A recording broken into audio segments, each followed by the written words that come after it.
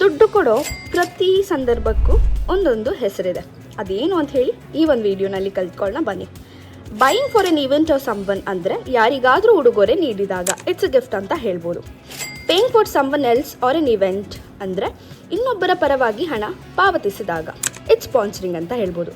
Giving money to a cause or charity ಅಂದರೆ ದಾನ ಧರ್ಮ ಮಾಡಿದಾಗ ಇಟ್ಸ್ ಡೊನೇಟಿಂಗ್ ಅಂತ ಯೂಸ್ ಮಾಡ್ಬೋದು. Paying for a professional service ಅಂದರೆ ವೃತ್ತಿಪರ ಸೇವೆಗೆ ನೀಡುವ ಸಂಭಾವನೆ ಇಟ್ಸ್ ಅ ಫೀ.